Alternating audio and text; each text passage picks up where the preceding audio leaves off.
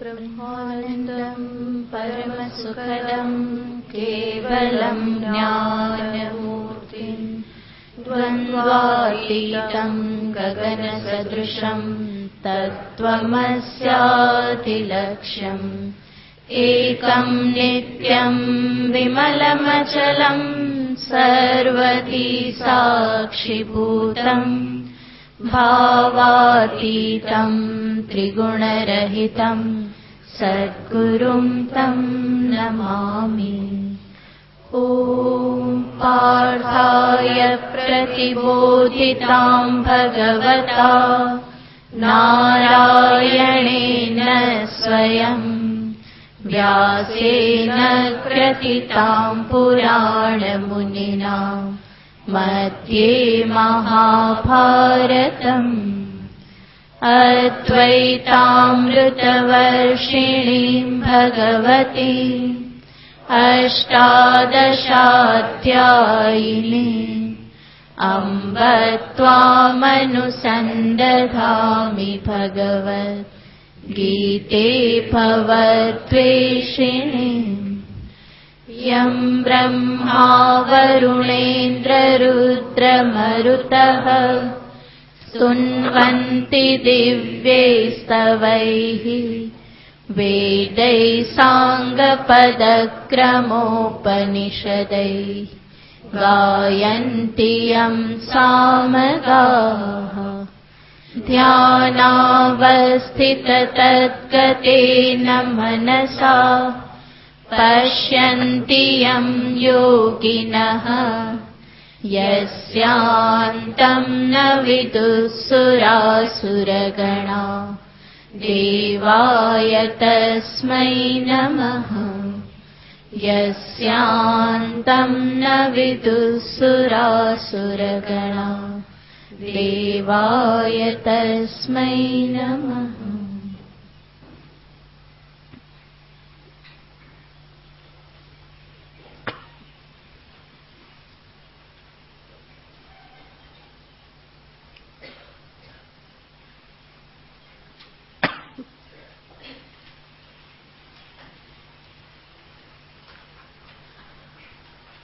શ્રીમદ ભગવદ્ ગીતા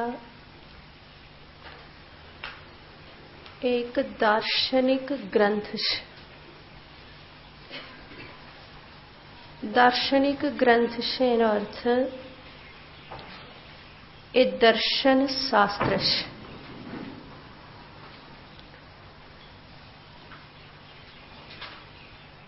છ દર્શન મુખ્ય કહેવામાં આવે છે. न्याय दर्शन, वैशेषिक दर्शन, सांख्य दर्शन, योग दर्शन, मीमांसा दर्शन અને વેદાંત દર્શન. વેદાંત દર્શન જે કહેવામાં આવે છે એમાં 3 ગ્રંથોનો સમાવેશ કરવામાં આવે છે જેને પ્રસ્થાનત્રયી કહેવામાં આવે છે. એ 3 ગ્રંથોમાં આવે છે એક તો શ્રીમદ ભગવદ્ ગીતા, બીજું આવે છે દશ ઉપનિષદ અને ત્રીજો ગ્રંથ છે મહત્વનો બ્રહ્મસૂત્ર. તો ગીતા, ઉપનિષદ અને બ્રહ્મસૂત્ર આ 3 મળી અને એને પ્રસ્થાનત્રયી કહેવામાં આવે છે. વેદાંત દર્શનનો અભ્યાસ કરવો એનો અર્થ છે આ 3 ગ્રંથોનો અભ્યાસ કરવો. અને એ અભ્યાસ પણ કહેવામાં આવે છે કે શાંકર ભાષ્ય સાથે ભગવાન શંકરાચાર્યજી મહારાજે આ 3 ગ્રંથ ઉપર ભાષ્ય લખેલું છે. અને એટલા માટે આ પ્રસ્થાનત્રયીનો અભ્યાસ એ વેદાંત દર્શનનો મુખ્ય અભ્યાસ કહેવામાં આવે છે. આ સિવાયના પણ વેદાંતના અનેક ગ્રંથો છે, પણ આ ત્રણનો મુખ્ય રીતે અભ્યાસ કરવામાં આવે. એમાં એક ગ્રંથ છે ભગવદ્ ગીતા. દર્શન ગ્રંથ એને કહેવામાં આવે કે જેમાં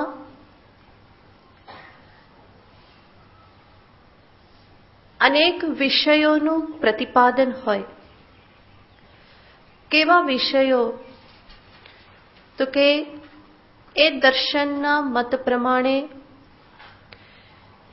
ઈશ્વર એટલે શું, આ જગત એટલે શું, જગત ક્યાંથી આવ્યું, ઈશ્વરમાંથી આવ્યું તો કેવી રીતે આવ્યું, ઈશ્વરે બનાવ્યું તો ઈશ્વરે કેવી રીતે બનાવ્યું, મોક્ષ એટલે શું, મોક્ષનું સ્વરૂપ શું, એ મોક્ષની પ્રાપ્તિ આ દર્શન મુજબ કયા સાધનથી થાય, આ સર્વ પ્રકારની વ્યવસ્થા, સર્વ પ્રકારની પ્રક્રિયાઓ, સિદ્ધાંતોનું જેમાં પ્રતિપાદન હોય એને કહેવામાં આવે દર્શન શાસ્ત્ર.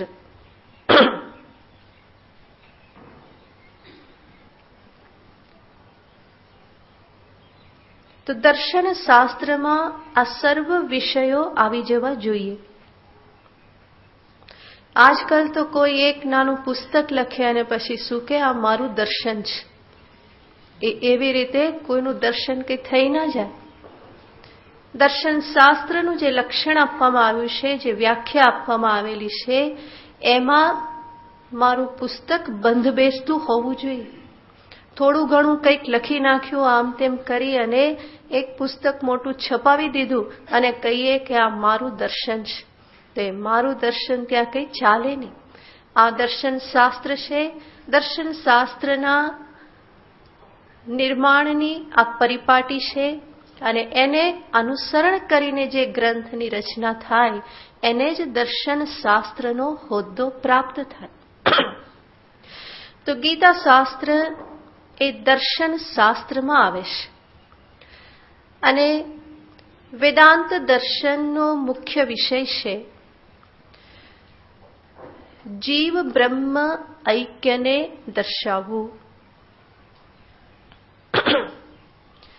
એ મુખ્ય વિષય છે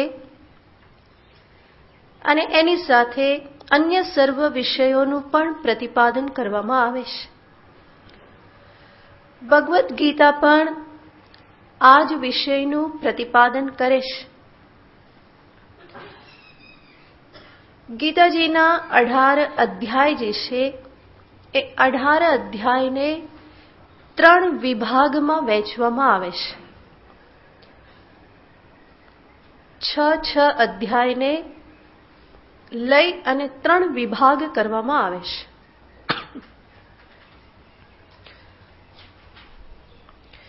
એ 3 વિભાગ શેના આધારે કરવામાં આવે છે? તો કહેવામાં આવે છે પ્રથમ 6 અધ્યાયમાં જીવના સ્વરૂપનું નિરૂપણ છે. 7 થી પછીના જે અધ્યાય છે 12 અધ્યાય સુધી ઈશ્વરના સ્વરૂપનું નિરૂપણ છે અને 13 થી 18 અધ્યાય સુધી જીવ અને ઈશ્વરના સ્વરૂપમાં જે ઐક્ય છે, એકતા જે છે, એ એકત્વનું પ્રતિપાદન છે.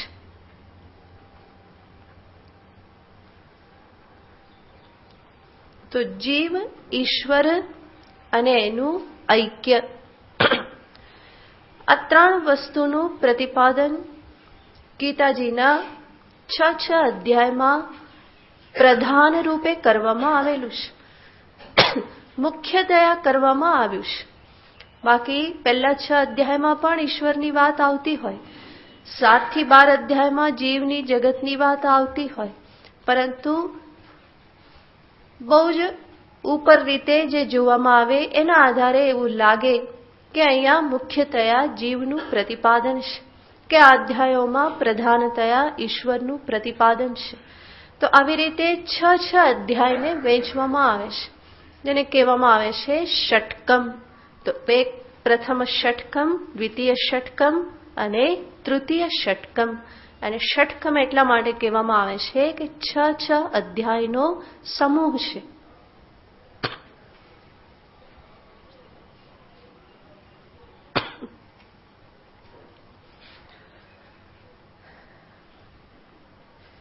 ગીતાજીના પ્રથમ 6 અધ્યાય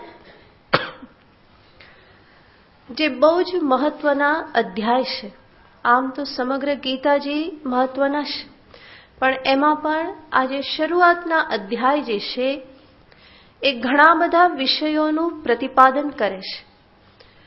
અને ભગવાન એટલું વિસ્તારથી બધું ત્યાં સમજાવે છે કે 6 અધ્યાયને પણ જો યોગ્ય રીતે કોઈ સમજી લે તો એને ગીતાના તાત્પર્યનો નિશ્ચય થઈ જાય.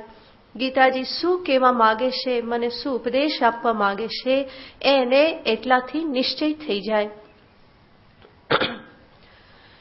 આપણે જોયું એ પ્રમાણે ભગવદ્ ગીતા એ દર્શન શાસ્ત્ર છે, અને ગીતાજીમાં જે કહેવામાં આવેલું છે એનો મૂળ સ્ત્રોત છે ઉપનિષદ શાસ્ત્ર. એટલા માટે કહેવાય છે સર્વોપનિષદો ગાવો દોગ્ધા ગોપાલ નંદન પાર્થો વત્સ સુધીર ભોક્તા દુગ્ધમ ગીતામૃતમ મહત. સર્વ ઉપનિષદ રૂપી ગાયનું દોહન કરેલું છે. એમાંથી દૂધ કોણે લીધેલું છે?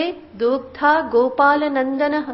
ગોપાલ નંદન કૃષ્ણ જે છે એ ગાયોને દોહનારા છે. તો ઉપનિષદ રૂપી ગાયોનું દોહન કરી અને એમણે દૂધ ભેગું કરેલું છે. અને એ દૂધનો ભોગવનાર કોણ છે, પીનાર કોણ છે? પાર્થ.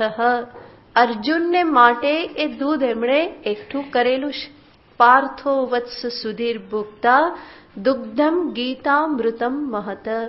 આ દૂધ જે છે એ જ ગીતા છે. સર્વ ઉપનિષદના સાર રૂપ જે છે એ શ્રીમદ ભગવદ્ ગીતા છે.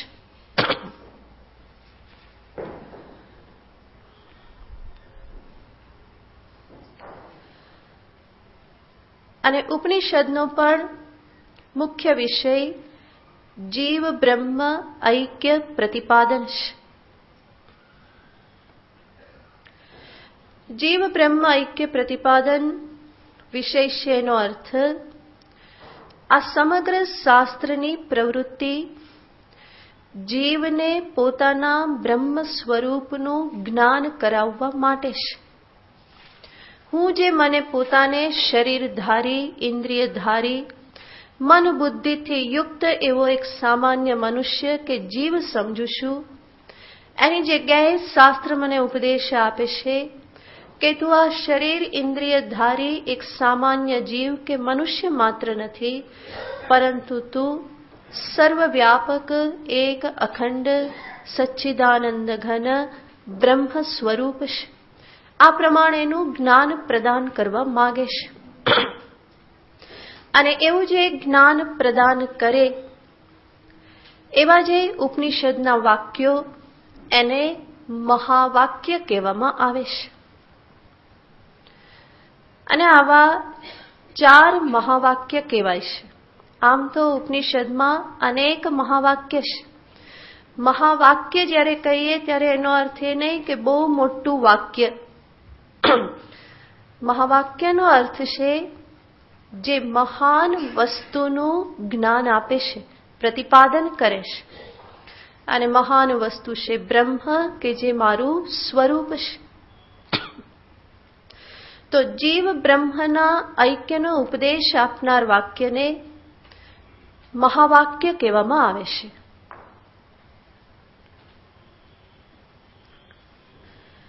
એવું પ્રસિદ્ધ મહાવાક્ય છે તત્વમસી, જેમાં 3 શબ્દ છે તત, ત્વમ, અસી.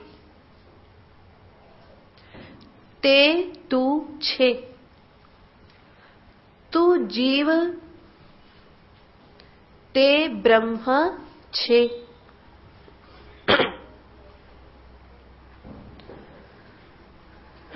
આ વાક્ય જે છે જે પ્રસિદ્ધ વાક્ય છે. એ જ શબ્દોને આધારે જોઈએ તો તત્ શબ્દનો અર્થ થાય છે તે બ્રહ્મ, ઈશ્વર. ત્વમ એટલે કે તું. તું એટલે કોણ? જીવ. ગુરુ ઉપદેશ આપે છે. તું કે જે તું તને જીવ માને છે એ તું વાસ્તવમાં કોણ છે? તે બ્રહ્મ છે. તું તે બ્રહ્મ છો. તો તત્ શબ્દનો અર્થ થાય તે એટલે કે પરમાત્મા બ્રહ્મ. ત્વમ એટલે તું. અસી એટલે તું છે. એ ઐક્યને બતાવે છે. ગીતાજીના પ્રથમ 6 અધ્યાય એ આ ત્વમ પદનું નિરૂપણ કરે છે. ત્વમ એટલે કે તું, જીવ.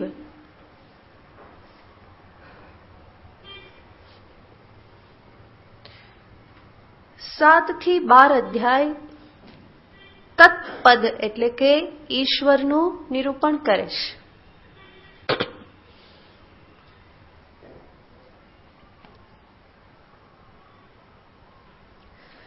અને 13 થી 18 અધ્યાયમાં 80 પદ એટલે કે ઐક્યનું નિરૂપણ છે. તો આ રીતે સમગ્ર ગીતા શાસ્ત્ર પણ તત્વમ અસી, આ તત્વમસી મહાવાક્યનું જ પ્રતિપાદન કરે છે.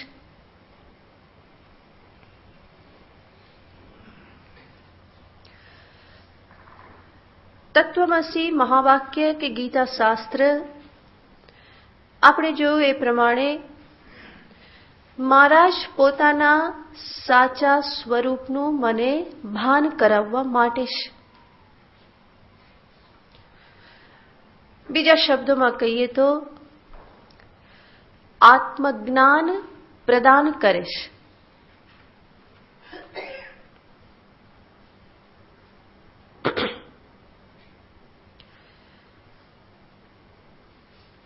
કે જે આત્મજ્ઞાન દ્વારા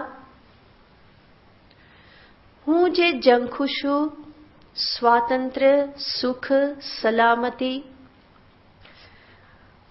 જેને શાસ્ત્રની ભાષામાં મોક્ષ શબ્દથી કહેવાય છે, એની પ્રાપ્તિ થાય છે.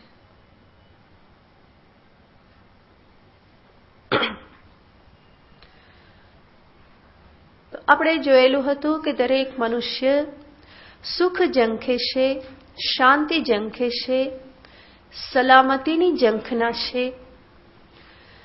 અને આ પરમ સુખ, પરમ શાંતિ કે પરમ સલામતી એને જ આપણા શાસ્ત્ર મોક્ષ શબ્દથી કહે છે. તો દર્શાવવામાં આવે છે કે તું જે મોક્ષ ઝંખે છે, જે આ સર્વોચ્ચ અવસ્થા કે સર્વોચ્ચ સત્યને તું જે પ્રાપ્ત કરવા માટે ઝંખે છે, એની પ્રાપ્તિના આડે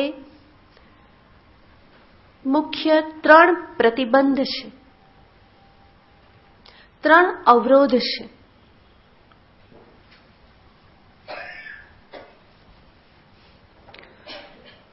સર્વપ્રથમ અવરોધ અજ્ઞાન.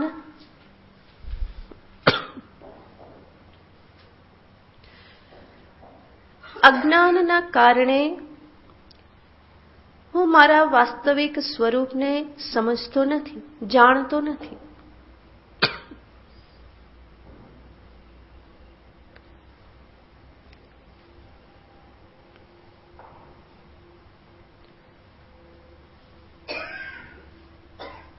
મારું જ પોતાનું સ્વરૂપ હોવા છતાં, હું પોતે જ હોવા છતાં, મારી પાસે જ હોવા છતાં, આ જ ક્ષણે આ જ દેશમાં ઉપલબ્ધ હોવા છતાં પણ હું એને જાણતો નથી.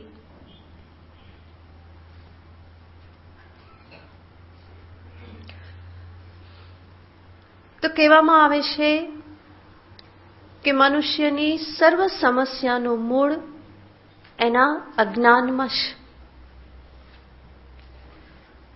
અજ્ઞાનના કારણે જ એ વિપરીત દિશામાં દોડે છે. એ જ સુખ, શાંતિ, સલામતીને પ્રાપ્ત કરવા માટે હંમેશા કંઈક ને કંઈક બહારથી પકડતો રહેશે. અને જ્યારે અજ્ઞાનના કારણે જ સમસ્યા હોય તો એનું સમાધાન શું હોય? જ્ઞાન એ જ એનું સમાધાન હોય.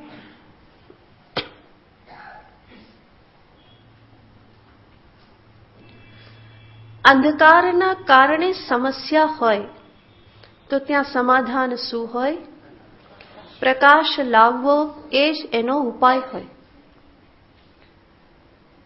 એના સિવાય બીજો કોઈ ઉપાય નથી.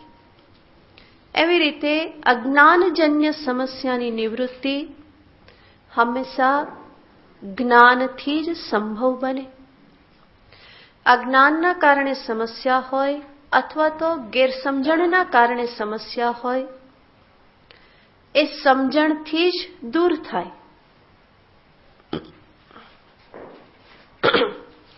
એના સિવાય બીજો કોઈ ત્યાં ઉપાય નથી. અજ્ઞાન નિવૃત્તિ જ્ઞાનથી જ થાય. જેમ અંધકારની નિવૃત્તિ પ્રકાશથી જ સંભવ બને. અંધકારને પાણીથી ધોવાથી દૂર ના થાય. તમે કહો કે આ રૂમમાં વર્ષો જૂનું અંધારું છે અને એટલા માટે શું કરવું પડશે? ડિટર્જન્ટ નાખી ઘસી ઘસી અને એને ધોઈ નાખીએ તો અંધાર્યો રૂમ કેવો થઈ જશે? સ્વચ્છ થઈ જશે ને. અંધારું કાઢવા માટે કયો ડિટર્જન્ટ કામ લાગે? પ્રકાશ જ ઉપાય છે. સાવરણીથી વાળવાથી જાય નહીં. પંખો ચલાવવાથી અંધારું નીકળી ના જાય, પરંતુ એક દીવો પ્રગટાવ્યો કે સ્વિચ ચાલુ કરી અને તરત જ અંધારું જતું રહેશે. પણ વર્ષોથી અંધારું હોય તો શું કરવું પડે?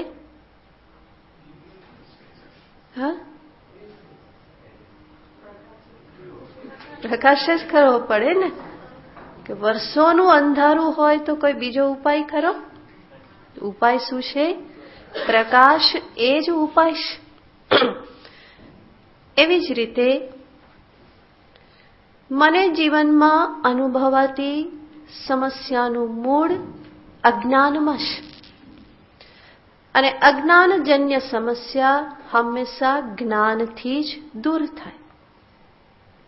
એક વ્યક્તિ પહાડમાં ચાલતો હતો. તમે લોકો ગયા હો બદ્રી કેદાર તો ખબર હશે કે પહાડમાં ચાલવું એટલે કેવું જોખમકારક છે. એક બાજુ પહાડ અને બીજી બાજુ ખીણ છે. જરાક પગ લપસ્યો તો સીધા સડસડાટ નીચે. તો એવી રીતે એક માણસ પહાડ પર આ રીતે જતો હતો. અંધારું થઈ ગયેલું હતું અને અંધારું હોય એટલે મનમાં ભય હોય જ કે એ ગયા એવું મનમાં થયા જ કરે. બહુ સંભાળીને ચાલતો હતો, પણ છતાં પહાડમાં અનેક જગ્યાએ એવા સાંકડા રસ્તા હોય કે એક વ્યક્તિ જ ત્યાંથી નીકળી શકે અને ત્યાંથી જો જરાક ભૂલ થઈ તો એ સીધો નીચે જાય. તો એ માણસ પહાડમાં એવી રીતે જતો હતો. અંધારું થઈ ગયેલું હતું. બહુ સંભાળીને એ પગલાં ભરતો હતો.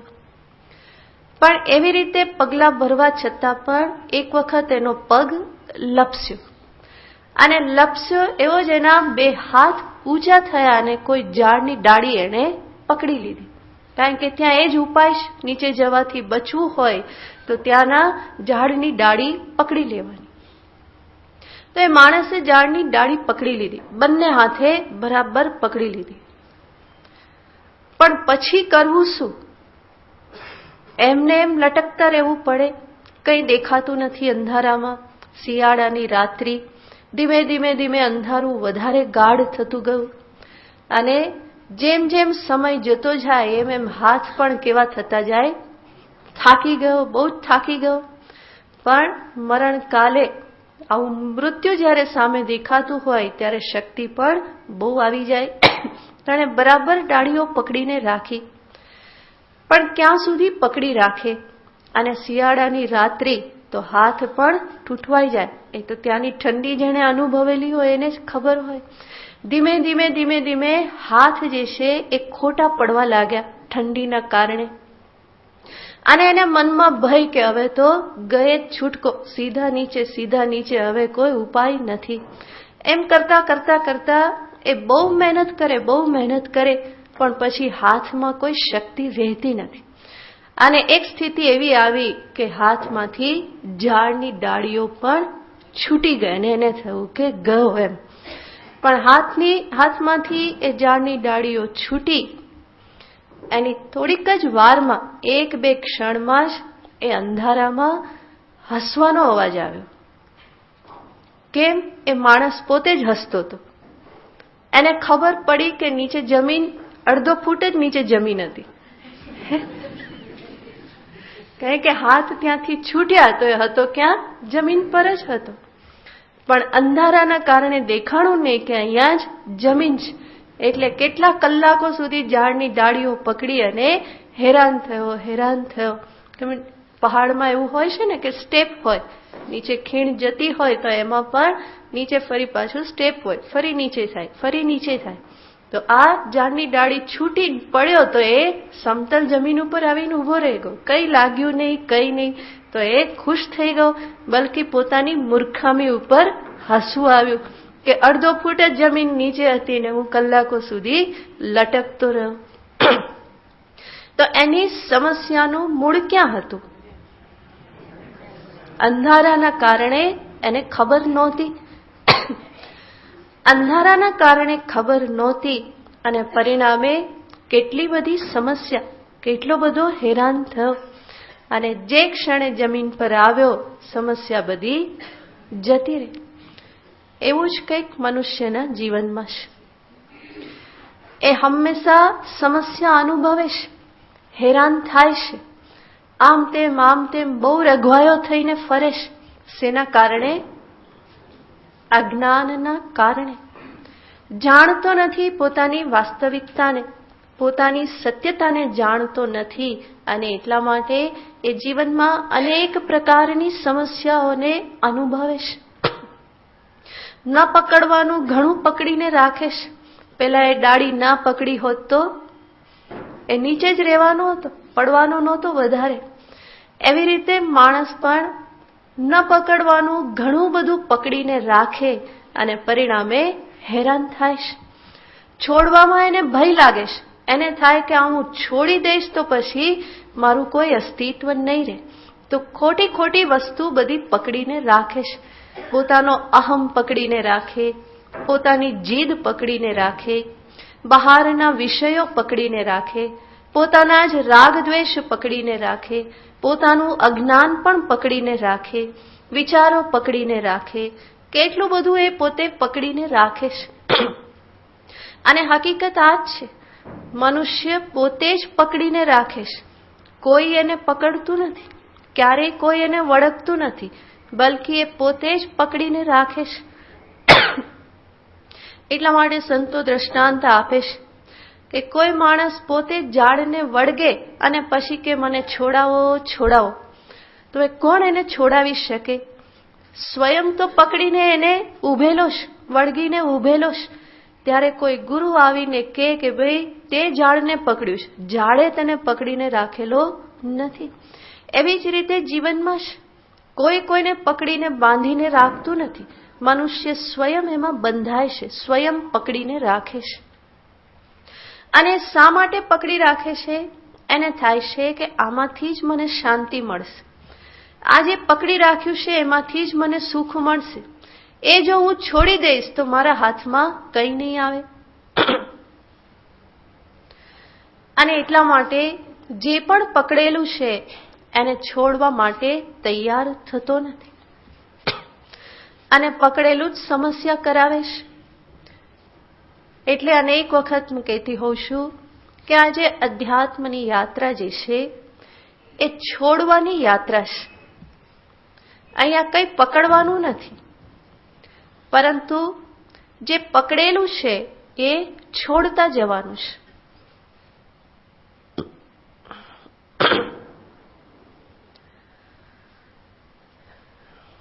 પકડવામાં હંમેશા કષ્ટ હોય છે. તમે જો હાથમાં કંઈક પકડી રાખવું હોય તો ક્યાં સુધી પકડી રખાય? ધીમે ધીમે તો થાકી જ જવાય છે. પછી શું થાય કે હવે મૂકી દો. જ્યારે છોડી દો ત્યારે હાથ ખુલ્લા થઈ જાય છે. અને ખુલ્લા હાથમાં કોઈ થાક છે ખરો? ક્યારેય થાક લાગતો નથી. આનંદ તો હાથ ખુલ્લા રાખવામાં છે, પણ એ ખબર નથી અને પરિણામે શું કરે છે? કચકચાવીને બધું પકડી રાખે છે. બહારથી કદાચ આપણે હાથથી નથી પકડતા, પરંતુ અંદરથી બધું પકડી રાખેલું છે. મન એવું કચકચાવીને બધું પકડી રાખે છે કે છોડવા માટે તૈયાર થતું નથી. તો આ બધી સમસ્યાના મૂળમાં છે મારું જ પોતાનું અજ્ઞાન. તો અજ્ઞાન એ પ્રથમ સમસ્યા છે. અજ્ઞાનના કારણે હું મારા જ પોતાના સ્વરૂપને જાણતો નથી. આ અજ્ઞાનની નિવૃત્તિ કેવી રીતે થાય? તો કે જ્ઞાનથી થાય. આત્મ સ્વરૂપના જ્ઞાનથી થાય. અને એ જ્ઞાન કેવી રીતે પ્રાપ્ત થાય? તો આપણા શાસ્ત્રમાં દર્શાવે છે. ગીતા શાસ્ત્ર, ઉપનિષદ શાસ્ત્ર, આ બધા શાસ્ત્ર જે છે એ શાસ્ત્રના શબ્દોનું ગુરુના મુખેથી શ્રવણ કરવાથી અજ્ઞાન દૂર થાય.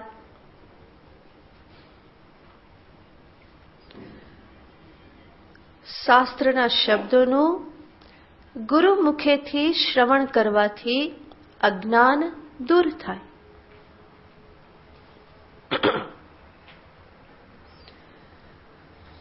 આચાર્ય દ્વારા મને સમજાવવામાં આવે કે કેવી રીતે હું આ શરીર નથી, કેવી રીતે હું મન નથી, હું બુદ્ધિ નથી, બલ્કિ મારું વાસ્તવિક સ્વરૂપ ચૈતન્ય માત્ર સ્વરૂપ છે.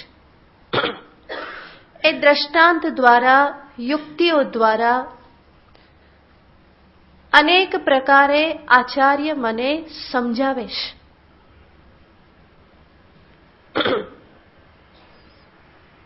એક બહુ સીધી સાદી યુક્તિ મહાપુરુષો આપતા હોય છે કે કઈ રીતે હું આ શરીર, ઇન્દ્રિય વગેરે નથી. તો એ યુક્તિને કહેવામાં આવે છે દૃષ્ટા દૃશ્ય વિવેક. હું વિચાર કરું કે હું કોણ?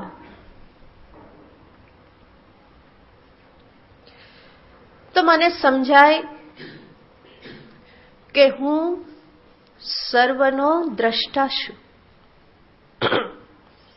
દ્રષ્ટાનો અર્થ થાય જાણનાર.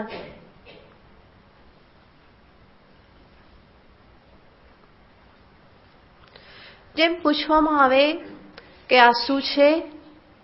શું છે? બોલો. આ ક્લિપ છે, બરાબર?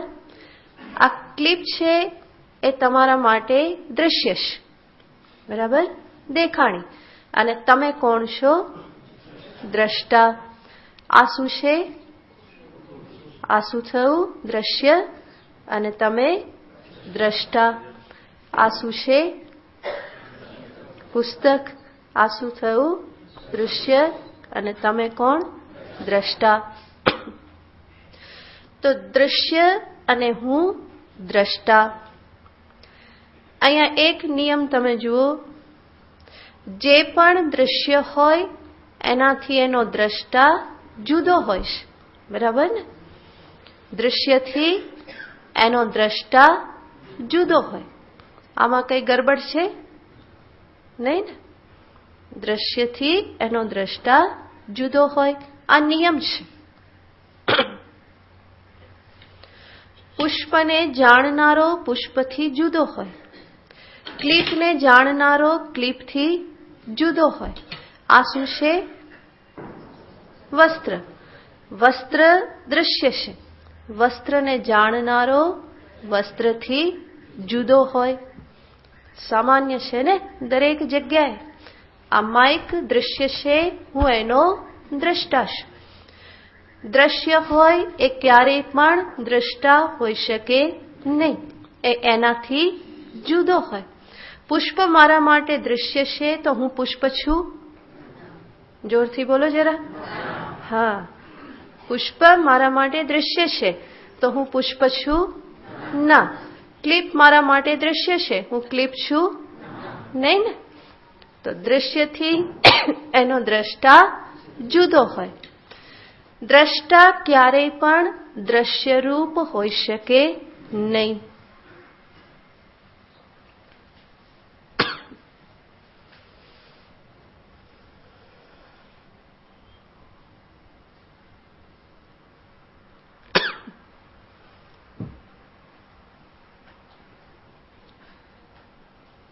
આને કહેવાય છે દૃષ્ટા દૃશ્ય વિવેક. જુદું પાડવું. દૃશ્ય મારાથી જુદું છે અને હું એનો દ્રષ્ટા છું.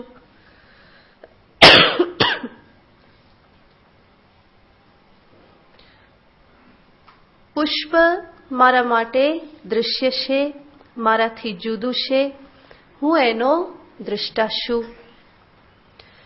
આ ક્લિપ શું છે? દૃશ્ય. જોરથી બોલો. અને હું એનો જોનારો, એનાથી જુદો કે એક? જુદો. આ પુસ્તક શું છે? દૃશ્ય. એનો જોનારો હું, પુસ્તકથી હું જુદો કે એક? જુદો. હવે તમે કહો, તમારું શરીર તમને દેખાય છે? એ દ્રશ્ય છે કે દ્રષ્ટા છે? તો શરીર દૃશ્ય પાક્કું દેખાય છે. તમે કોણ છો? દ્રષ્ટા. તો દૃશ્ય દ્રષ્ટા હોય તો તમે શરીર છો?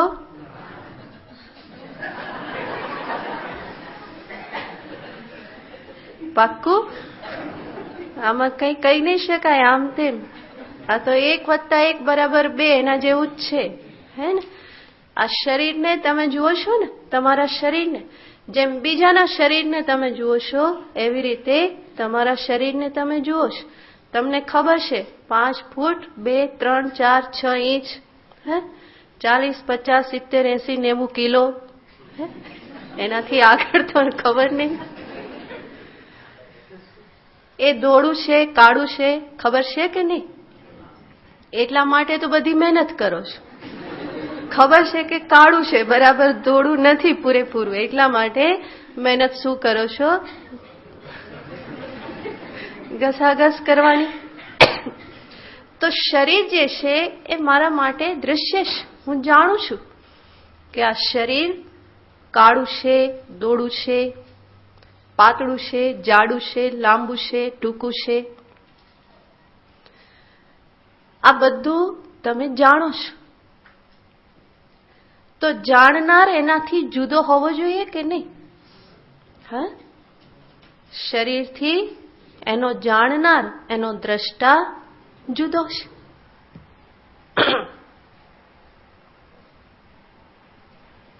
શરીરને કોણ જાણે છે? તમે કહેશો કે આંખથી દેખાય છે, બરાબર ને? તો શરીર જે છે એ દ્રશ્ય છે અને આંખ શું છે? દ્રષ્ટા છે, બરાબર? આંખ જે છે એ દ્રષ્ટા છે આંખથી તમે આ ક્લિપને જોઈ, આંખથી તમે પુષ્પને જોયું, આંખથી વસ્ત્રને જોયા અને આંખથી જ શરીરને જુઓ છો. તો શરીર દૃશ્ય છે અને ઇન્દ્રિય, આંખ એટલે શું? ઇન્દ્રિય છે. એ ઇન્દ્રિય શું થઈ? દ્રષ્ટા. અહીંયા આગળ વિચાર કરો.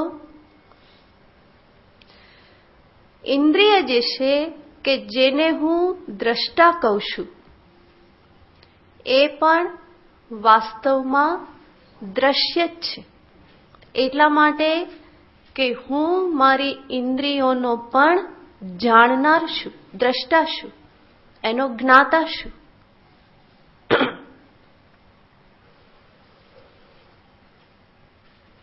કઈ રીતે? વિચાર કરો. આંખ પણ દૃશ્ય છે. તમને આંખે દેખાય છે કે નથી દેખાતું એ કોણ નક્કી કરે છે? આંખ નક્કી કરે છે? હા, આંખ નક્કી કરે છે. તમને દેખાય છે કે નથી દેખાતું? તમે એવું કહો છો ને કે મારી આંખે હવે ઝાંખું દેખાય છે. એ આંખ કહેશે કે બીજો કોઈ કહેશે? હે? આંખ તો નથી કહેતી, પણ આંખની પાછળ રહેલું મન જે શું કહેશે? આજે મારી આંખ દુખે છે, મને આંખે હવે ઝાંખું દેખાય છે, બેતાલા આવતા લાગે છે. હે? આ બધું કોણ કહેશે? આંખની પાછળ બીજું કોઈક છે કે જે આંખની જુદી જુદી અવસ્થાઓને જાણે છે. કાને સંભળાય છે કે નથી સંભળાતું એ કાન તમને કહેશે? હવે મને સંભળાતું નથી એવું કાન કહેશે? નથી કહેતું. પરંતુ કાનની પાછળ કોઈક છે કે જે કહેશે કે હવે ઓછું સંભળાય છે. જીભમાં સ્વાદ આવતો નથી, જીભ પોતે કહેશે? જીભ નથી કહેતી. જીભની પાછળ કોઈ જાણનારો છે. એનો અર્થ આ બધી જે ઇન્દ્રિયો, આંખ, કાન, નાક, આ બધી ઇન્દ્રિયો, એ બધાને જાણનાર એની પાછળ કોઈક છે. તો ઇન્દ્રિયો કેવી થઈ ગઈ? દ્રશ્ય કે દ્રષ્ટા? દ્રશ્ય થઈ ગઈ ને. તો ઇન્દ્રિય પણ દ્રશ્ય છે. ઇન્દ્રિયનો દ્રષ્ટા, ઇન્દ્રિયની અવસ્થાઓને જાણનારા એવા તમે ઇન્દ્રિયથી જુદા કે એક જ? હા, જુદા ને. ઇન્દ્રિયને જાણનાર દૃશ્યથી એનો દ્રષ્ટા કેવો હોય? જુદો હોય ને. તો ઇન્દ્રિયોની અવસ્થાઓને જે જાણનાર એનાથી જુદો હોય.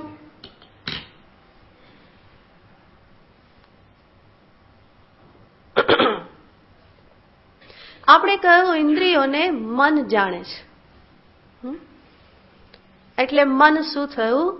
દ્રષ્ટા. અને હું મને પોતાને શું સમજુ છું? મન સમજુ છું. હા,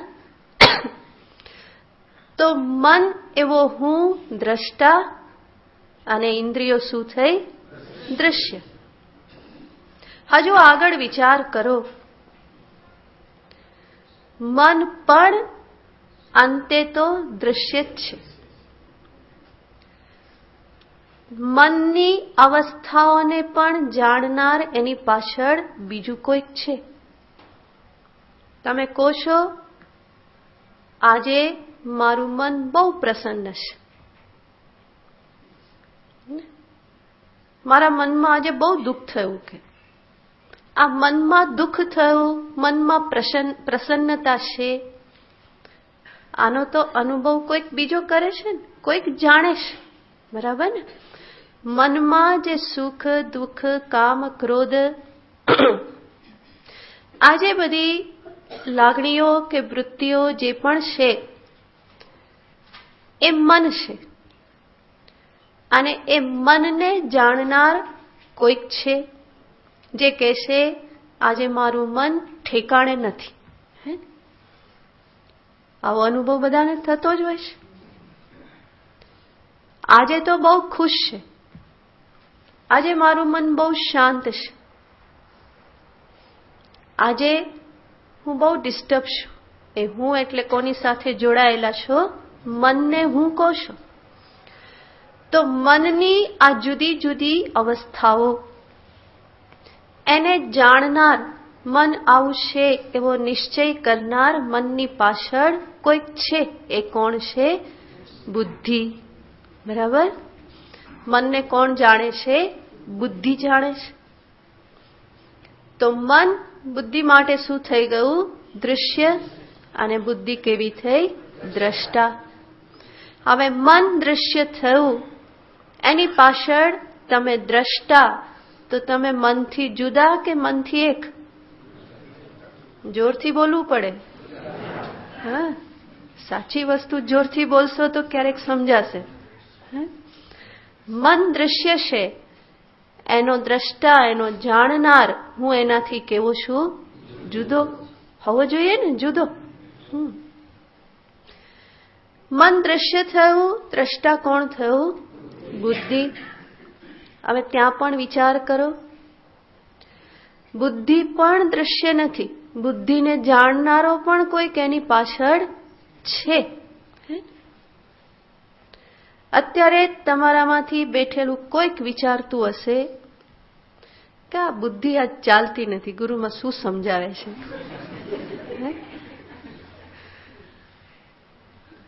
મારી બુદ્ધિ આજે બહુ ચાલતી નથી,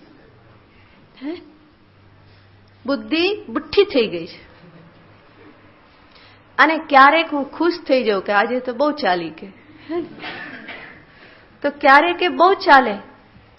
એ ચાલે એ મને ખબર પડે છે, નથી ચાલતી એ ખબર પડે છે. આપણે કહીએ છીએ કે આજ મેં મૂર્ખામી કરી. એ મેં મૂર્ખામી કરી, કોણ મૂર્ખામી કરે છે? બુદ્ધિ. તો બુદ્ધિની મૂર્ખતા, એવી જ રીતે બુદ્ધિની તેજસ્વીતા.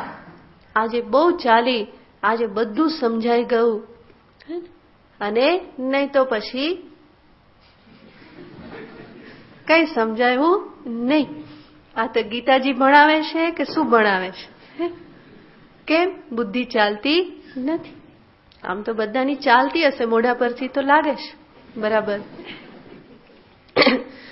તો બુદ્ધિની તેજસ્વીતા, બુદ્ધિની મૂર્ખતા, બુદ્ધિની મૂઢતા.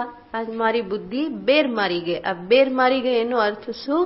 મૂઢ થઈ ગઈ, કઈ ખબર પડતી નથી. આજે મને કઈ સૂઝતું નથી, આજે કોઈ નિર્ણય થઈ શકતો નથી. તો આ બધું તો હું જાણું છું. એનો અર્થ બુદ્ધિને પણ જાણનારો એની પાછળ કોઈક છે, જેના માટે બુદ્ધિ પણ શું થઈ ગઈ? દૃશ્ય.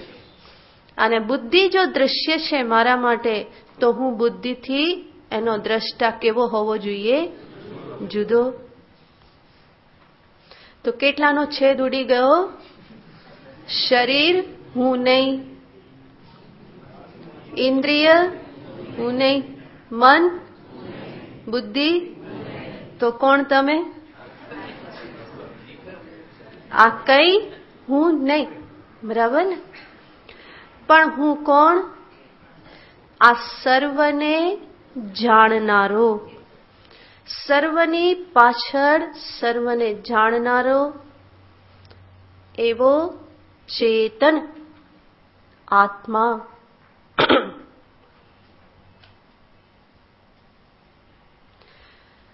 જેના સ્વરૂપમાં બુદ્ધિ પણ દૃશ્ય છે, મન પણ દૃશ્ય છે, ઇન્દ્રિય, શરીર આ બધું દૃશ્ય છે.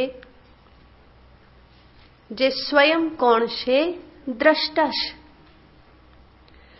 તમે જુઓ, પહેલા આંખ દ્રષ્ટા હતી, શરીર દ્રશ્ય હતું. પછી આંખ જે દ્રષ્ટા હતી એ શું થઈ ગઈ? દ્રશ્ય. અને દ્રષ્ટા શું થયું? મન. મન પણ દ્રષ્ટા હતું, એ દ્રશ્ય થયું. દ્રષ્ટા કોણ થઈ ગયું? બુદ્ધિ. પછી દ્રષ્ટા બુદ્ધિ પણ શું થઈ ગઈ? દ્રશ્ય. એ શરીર, ઇન્દ્રિય, મન, બુદ્ધિ ઇવન પ્રાણ જેને આપણે કહીએ છીએ એ પ્રાણને પણ હું જાણું છું.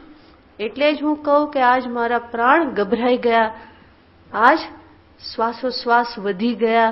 આ પ્રાણને પણ હું જાણું છું. તો શરીર, પ્રાણ, ઇન્દ્રિય, મન, બુદ્ધિ આ બધું જ શેમાં આવે છે? દ્રશ્યમાં. એક કાલે જે દ્રશ્ય હતું, એ દ્રષ્ટા હતું, એ દ્રશ્ય થઈ ગયું.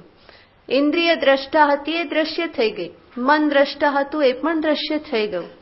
પરંતુ આ બધાની પાછળ એને જાણનાર એવો એક ચેતન હું કે જે હંમેશા દ્રષ્ટા છે, ક્યારેય પણ દ્રશ્ય થતો નથી.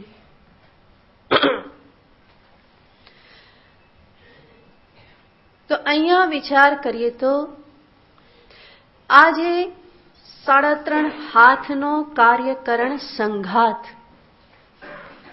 એમાં હું કોણ?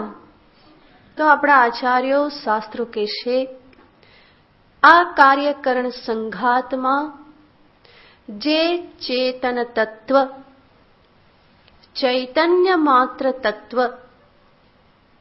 શુદ્ધ ચૈતન્ય એ જ તું છે.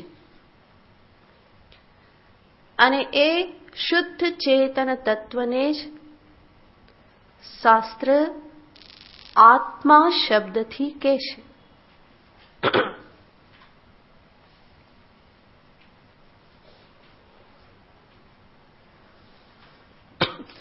હંમેશા આ યાદ રાખી લેવાનું, ચૈતન્ય કે ચેતન તત્વ જ આત્મા છે. શુદ્ધ ચૈતન્ય જ આત્મા છે કે જે ચૈતન્ય થકી બધું જ સંભવ બને છે. આ શરીર કાર્ય કરે છે, ઇન્દ્રિયો વિષયોનું ગ્રહણ કરે છે, જેના થકી પ્રાણ ચાલે છે, જેના કારણે મનમાં બધી ભાવનાઓ ઉઠે છે, જેના કારણે બુદ્ધિ ચાલે છે, આ જેના કારણે થાય છે એ જ ચેતન આત્મા છે. આ બધું જ દૃશ્ય કોટીમાં આવે છે. જ્ઞેય કોટીમાં જેને હું જાણું, જેનો હું અનુભવ કરું એમાં આવે. અને હું એનાથી ભિન્ન, અલગ, એનો દ્રષ્ટા, એનો સાક્ષી આત્મા છું. તો આ શરીર આદિ જે છે એ મારા સ્વરૂપમાં નથી. આ રીતે દ્રષ્ટા દ્રશ્ય વિવેક કરતા કરતા અંતે એ નિશ્ચય પર પહોંચી શકાય કે આ સર્વ કોઈ અનાત્મા છે, હું આત્મા એનાથી જુદો છું.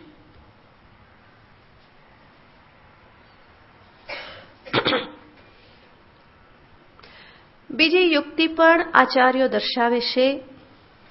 કઈ રીતે હું આ શરીર આદિ ન હોઉં?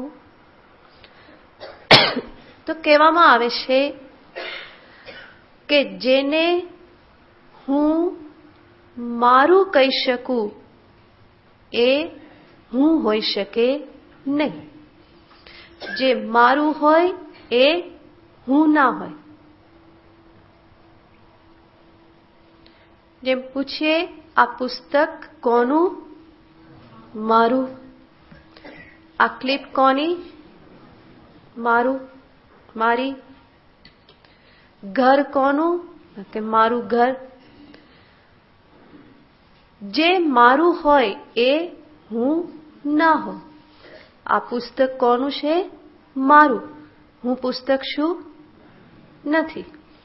આ ક્લિપ કોની? મારી. હું ક્લિપ છું? નથી. ઘર મારું, તો હું ઘર નથી. વસ્ત્ર કોના? મારા, તો હું વસ્ત્ર નથી. ચશ્મા કોના? તો હું ચશ્મા નથી. પેન કોની? મારી, હું પેન નથી. નોટબુક કોની? મારી, માટે હું નોટબુક નથી. આ શરીર કોનું?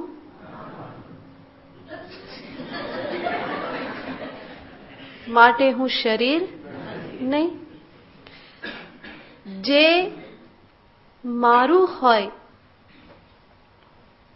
જેનો હું માલિક, બરાબર? મારું એનો અર્થ શું? હું એનો માલિક છું.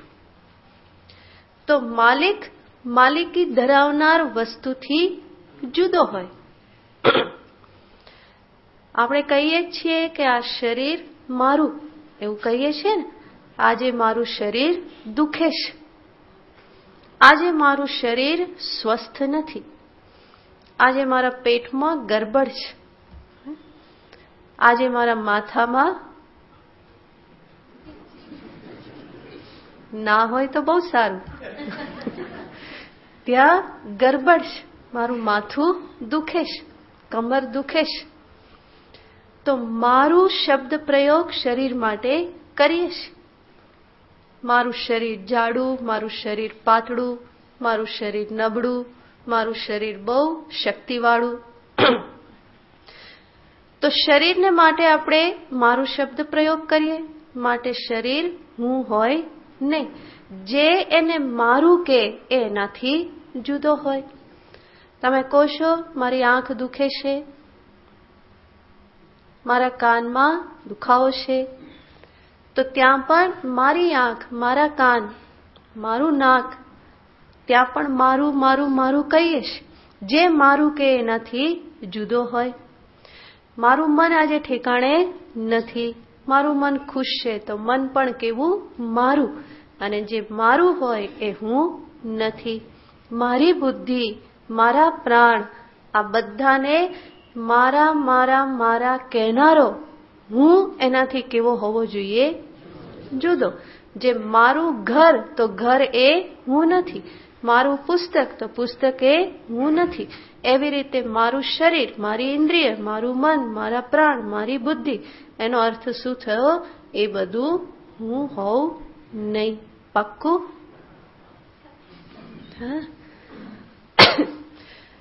તો આ બધી યુક્તિના આધારે, આ બધી પ્રક્રિયાઓના આધારે આચાર્ય મને સમજાવે કે તું કઈ રીતે આ શરીરાદિ અનાત્મા નથી, બલકી તું આ અનાત્મ તત્વોથી ભિન્ન એવું શુદ્ધ ચેતન આત્મ તત્વ છે. આ મને સમજાવવામાં આવે, જેના પરિણામે મને ભાન થાય કે હું આ શરીરથી જુદો છું. તેમ તમને ખબર પડી કે નહીં? હે ને? આવું ક્યારે વિચાર્યું હતું નરેશ? આવું વિચાર્યું હતું ક્યારે? નહીં ને? તો આપણે વ્યવહાર તો કરીએ છીએ, શરીરને મારું મારું કહ્યું છે, પરંતુ ક્યારેય વિચાર્યું નથી કે જે એને મારું કહેશે એ કોણ? એની પાછળનો એને મારું કહેનારો માલિક કોઈક એનાથી જુદો હોવો જોઈએ. તો વેદાંત શાસ્ત્ર જે છે એ આપણને વિચારતા કરે છે. ઊંઘમાં ને ઊંઘમાં ના જીવો, જરાક વિચારતા થાવ કે હકીકત શું છે, સત્ય શું છે, એને જરા ઓળખતા થાવ. આચાર્ય આ પ્રમાણે કે શાસ્ત્ર આ પ્રમાણે આ પ્રક્રિયાઓ દ્વારા મને ભાન કરાવે છે કે વાસ્તવમાં તું કોણ છે. અને આ સાંભળવાથી, આ પ્રક્રિયાઓનો આધાર લેવાથી, શાસ્ત્રના શબ્દોનું શ્રવણ કરવાથી મારા અજ્ઞાનની નિવૃત્તિ થાય. તો શ્રવણ દ્વારા, ગુરુના મુખેથી ઉપદેશ પ્રાપ્ત કરીને, ઉપદેશ સાંભળીને અજ્ઞાનરૂપી પ્રતિબંધ દૂર થાય છે. તો 3 પ્રતિબંધમાં પ્રથમ પ્રતિબંધ કયો છે? અજ્ઞાન. એની જ્ઞાનથી, ઉપદેશથી નિવૃત્તિ થાય. બીજો પ્રતિબંધ કહેવામાં આવે છે સંશય, શંકા.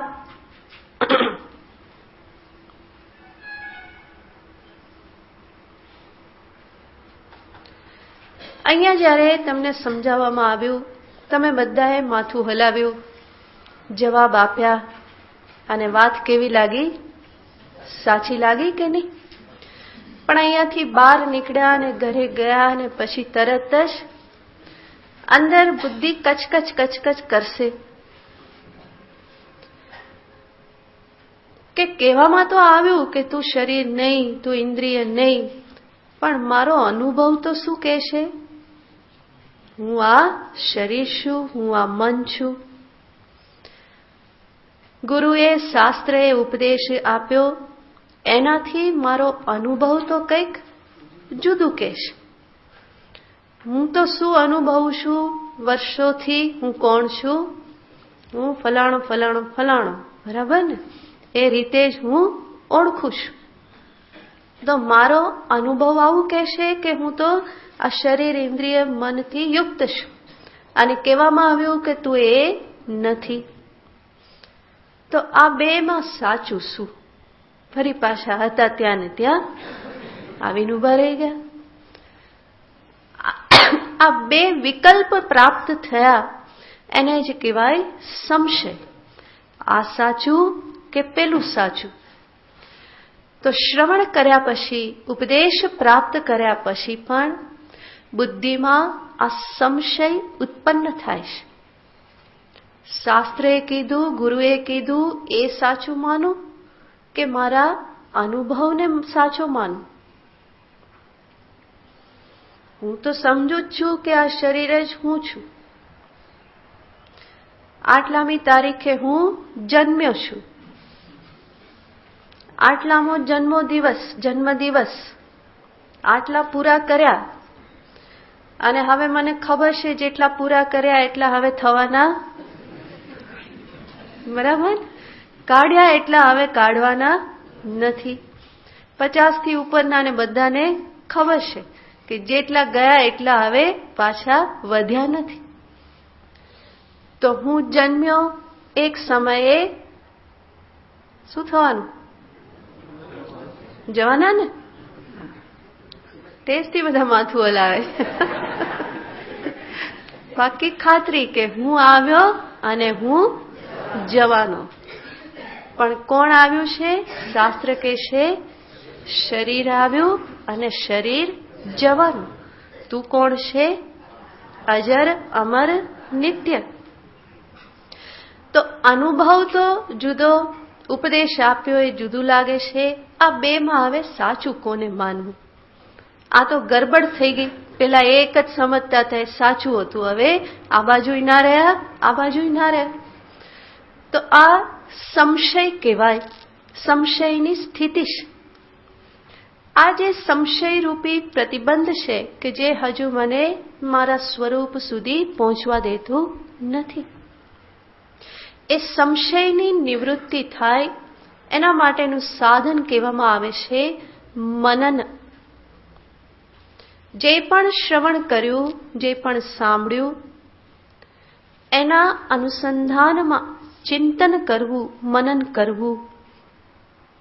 યુક્તિઓનો, દ્રષ્ટાંતોનો આધાર લઈ અને વારંવાર મને જે ઉપદેશ આપવામાં આવ્યો છે એની સત્યતા જોવા માટે હું પ્રયત્ન કરું.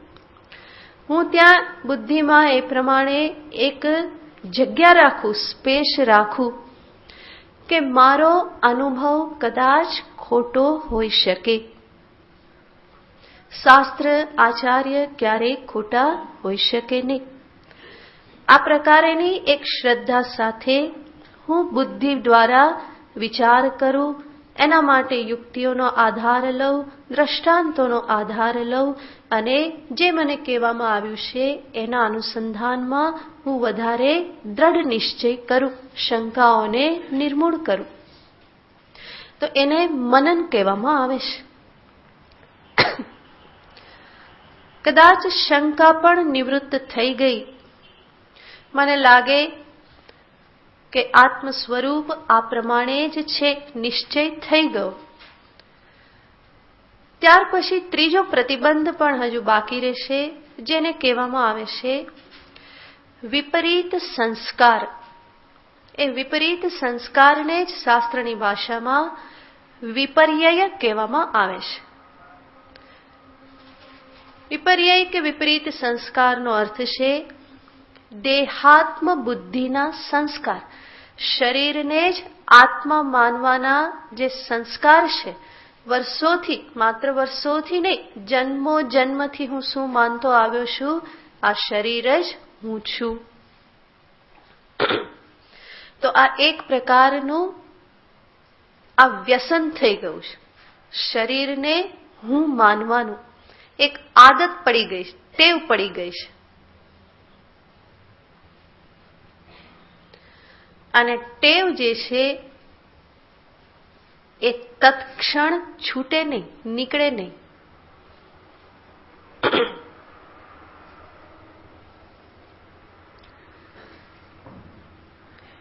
કોઈ પણ વ્યવહારમાં પણ જોઈએ, કોઈ માણસને બીડી સિગારેટ પીવાની ટેવ હોય, એને સમજાવવામાં આવે કે આ કેટલું બધું નુકસાનકારક છે. એ સમજી પણ જાય. આપણી સામે બેઠો હોય ત્યારે માથું પણ હલાવે, પણ દૂર જતાની સાથે ખિસ્સામાં હાથ નાખીને ફરી ચાલુ શું કરી દેશે? એ જ પીવાનું ચાલુ થાય. જાણ્યું, સંશય કંઈ નથી કે આ નુકસાનકારક છે, અને છતાં પણ ફરી ક્યાં દોરવાઈ જાય છે? એના માટે જ દોરવાઈ જાય છે. દારૂની લત લાગી હોય, સમજાવવામાં આવે આનાથી શરીર ખરાબ થાય, કુટુંબ બરબાદ થાય, બધું સમજાવીએ અને સામે બેઠો બેઠો બહુ સરસ રીતે માથું પણ હલાવે, પણ જેવો દૂર જાય કે રાત પડે ફરી પાછો ક્યાં જઈને ઉભો રહેવાનો? એ ત્યાં જ જ્યાં દારૂ મળે ત્યાં ઉભો રહેશે. એ માણસે ટેવમાંથી છૂટવું હોય તો શું કરવું પડે?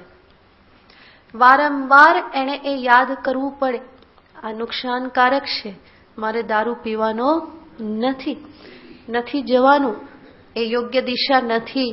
આ વારંવાર જેટલી વખત અંતર ઈચ્છા ઉત્પન્ન થાય એટલી વખત ફરી ફરીને મનને સમજાવી એમાંથી બહાર કાઢવું પડે.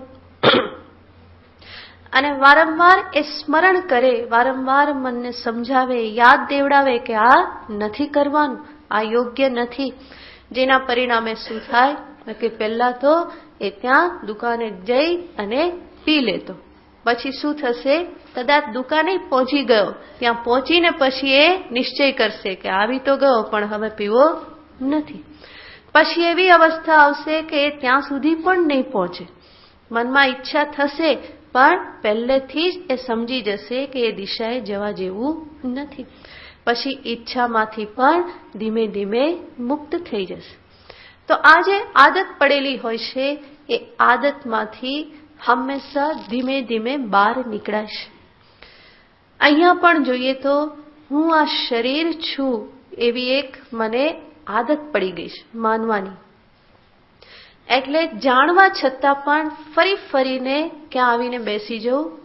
જેમ પેલો દારૂના પીઠામાં જઈને બેસી જાય એમ હું ફરી ફરીને ક્યાં આવીને બેસી જાઉં? આ જ શરીરમાં આવીને બેસી જાઉં અને એને હું કરતો રહું. તો એના માટે આ જે વિપરીત સંસ્કાર ટેવ પડી ગઈ છે, જાણવા છતાં પણ આ પ્રમાણે જે થઈ જાય છે એ વિપરીત સંસ્કારના કારણે થાય છે. તો સંસ્કારની નિવૃત્તિ કહેવાય છે ધ્યાનથી થાય. તો વિપર્યય માટેનો ઉપાય કહેવાય છે ધ્યાન.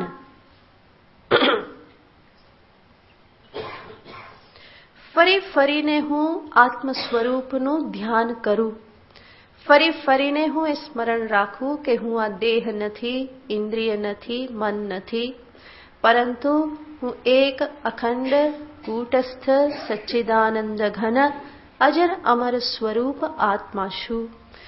આનું ફરી ફરીને યાદ, ફરી ફરીને આવર્તન, ફરી ફરીને આત્માકાર વૃત્તિ બનાવવી, આ જે પ્રયત્ન જે છે એને ધ્યાન કહેવામાં આવે. અને વેદાંતનું ધ્યાન એને જ કહેવાય છે નિદિધ્યાસન.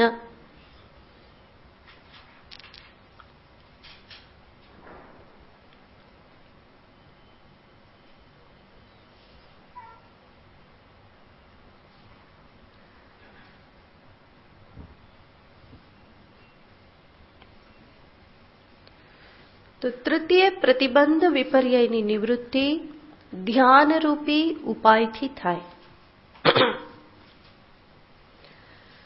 અને એ ધ્યાનનું જ પ્રતિપાદન કરનાર આ છઠ્ઠો અધ્યાય છે ધ્યાન યોગ.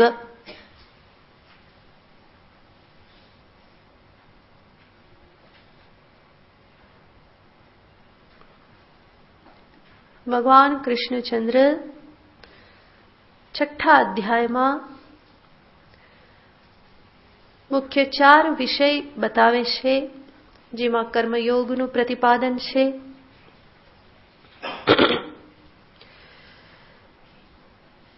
સર્વાત્મ ભાવ એવા જ્ઞાનનું પ્રતિપાદન છે, ધ્યાનનું પ્રતિપાદન છે, ધ્યાનનું લક્ષણ, ધ્યાન માટેના ઉપાયો, આ બધું છઠ્ઠા અધ્યાયમાં ભગવાન દર્શાવે છે. એટલા માટે એને ધ્યાન યોગ એવું નામ આપવામાં આવે છે. છઠ્ઠા અધ્યાયનું જ બીજું નામ છે આત્મ સંયમ યોગ.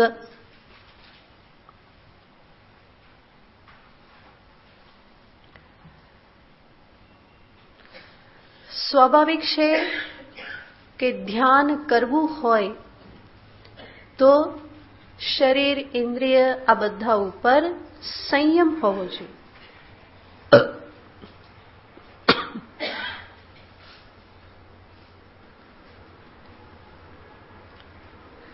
તો એ બધા પર સંયમ કેવા પ્રકારે કરી શકાય, કેવી રીતનો સંયમ, એનું નિરૂપણ ભગવાન કૃષ્ણ છઠ્ઠા અધ્યાયમાં કરે છે.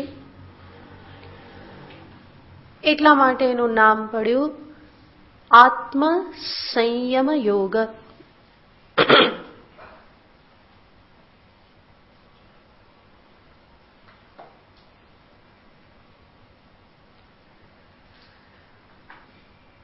છઠ્ઠો અધ્યાય સાધના પ્રધાન અધ્યાય છે. સાધકોને માટે ખૂબ ઉપયોગી અધ્યાય છે. ભગવાને ગીતાજીમાં જે પણ ઉપદેશ આપ્યો છે એ ઉપદેશને જીવનમાં કેવી રીતે વણી લેવો, કેવી રીતે એને આત્મસાત કરવો, એના માટેની જે પણ સાધના પદ્ધતિ જે છે એ સાધનાનું નિરૂપણ ભગવાન કૃષ્ણ એમાં કરે છે.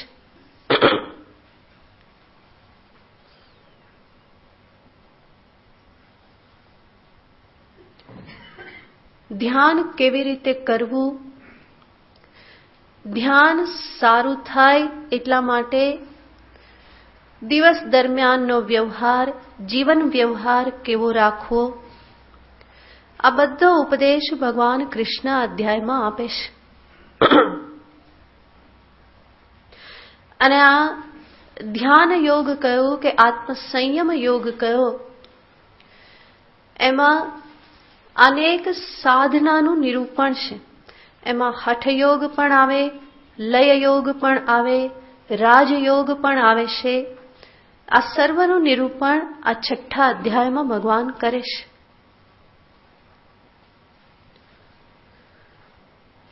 એટલા માટે જ મહાપુરુષોને, સાધકોને આ અધ્યાય ખૂબ પ્રિય છે. 5મા અધ્યાય સુધી ભગવાને જે પણ ઉપદેશ આપ્યો એનું શ્રવણ જેણે કર્યું, એનું મનન પણ કર્યું, ત્યાર પછી જે આપણે જોયું ત્રીજું સાધન શું છે? શ્રવણ, મનન અને નિધિધ્યાસન. 3 પ્રતિબંધ: અજ્ઞાન, સંશય, વિપરીત સંસ્કાર. આ 3ની નિવૃત્તિને અર્થે 3 સાધન દર્શાવવામાં આવે છે: શ્રવણ, મનન, નિધિધ્યાસન. શ્રવણથી અજ્ઞાન નિવૃત્તિ, મનનથી સંશય નિવૃત્તિ, નિધિધ્યાસનથી સંસ્કાર, વિપરીત સંસ્કાર કે વિપર્યયની નિવૃત્તિ. તો 5 અધ્યાય જે છે, આગળના 5 એટલે કે બીજા અધ્યાયથી ભગવાને જે ઉપદેશ આપ્યો, બીજો અને ત્રીજો અધ્યાય જે છે એ મુખ્યતયા શ્રવણરૂપ અધ્યાય છે, જેમાં ભગવાન નવા નવા વિષયોનું જ્ઞાન આપે છે. ત્યાર પછી ચોથા અને પાંચમા અધ્યાયમાં એ મનન પ્રધાન છે, જેમાં ભગવાન મનન કરાવે છે, ઘણા બધા સંશયોની ભગવાન નિવૃત્તિ કરે છે. અને છઠ્ઠો અધ્યાય જે છે એ નિધિધ્યાસન કે ધ્યાન પ્રધાન છે.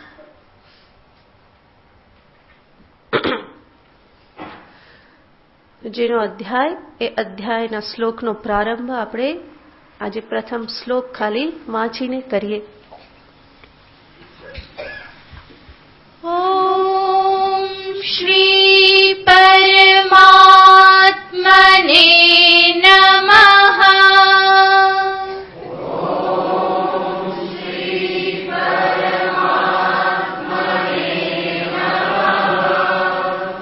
अथ षष्ठोऽध्यायः.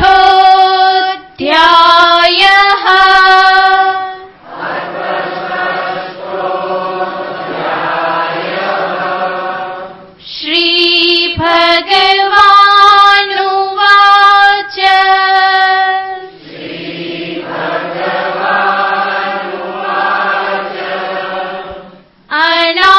अनाश्रितः कर्मफलम्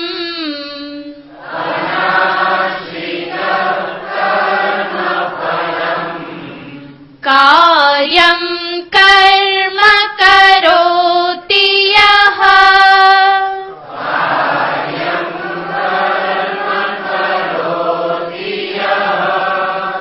स सन्न्यासी च योगी च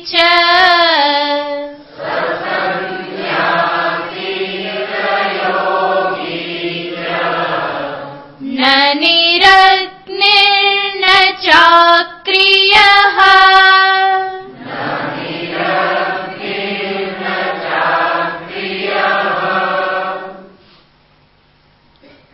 શુક્રવારે જોઈશું ને. ઓમ પૂર્ણમદ પૂર્ણમિદં પૂર્ણાત પૂર્ણમુદચ્યતે પૂર્ણસ્ય પૂર્ણમાદાય પૂર્ણમેવાવશિષ્યતે. ઓમ શાંતિ શાંતિ શાંતિ. હરિ ઓમ શ્રી ગુરુભ્યો નમઃ.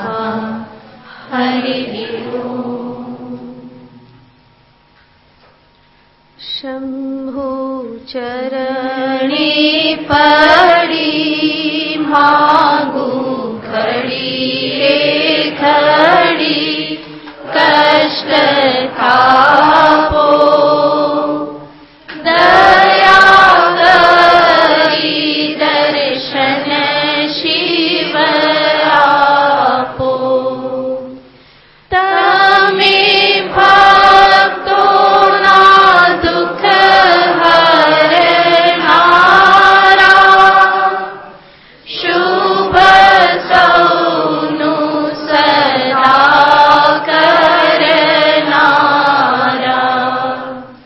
હું તો મંદમતી તારી અકળ ગતિ કષ્ટ કાપો. દયા કરી દર્શન શિવ આપો. અંગે ભસ્મ સ્મશાનની છોડી, સંગે રાખો સદા ભૂત ટોળી. ભાલે તિલક કર્યું, કંઠે વિષ ધર્યું, અમૃત આપો. દયા કરી દર્શન શિવ આપો. નેતિ નેતિ જ્યાં વેદ કહે છે, મારું ચિતડું ત્યાં જાવા ચાહે છે. સા જગમાં વસો વસુધારામાં હું શક્તિ આપો. દયા કરી દર્શન શિવ આપો. હું તો એકલ પંથી પ્રવાસી, છતાં કેમ ઉદાસી. થાક્યો મતી રે મથી, કારણ જડતું નથી, સમજણ આપો. દયા કરી દર્શન શિવ આપો. આપો દ્રષ્ટિ માટે જ અનોખું, સારી સૃષ્ટિને શિવ રૂપે દેખું. મારા મનમાં વસો, હૈયે આવી હસો, શાંતિ સ્થાપો. દયા કરી દર્શન શિવ આપો. ભોળા શંકર ભવ દુઃખ કાપો. નિત્ય સેવાનું શુભ ધન આપો. ટાળો માન મદા, ગાળો ગર્વ સદા, ભક્તિ આપો. દયા કરી દર્શન શિવ આપો. શંભુ ચરણે પડી, માંગું ઘડીએ ઘડી, કષ્ટ કાપો. દયા કરી દર્શન શિવ આપો. દયા કરી દર્શન શિવ આપો. બોલ ઉમાપતિ મહાદેવ કી જય. શ્રી કૃષ્ણચંદ્ર ભગવાન કી જય. રાજા રામચંદ્ર ભગવાન કી જય. નમઃ પાર્વતી પતયે હર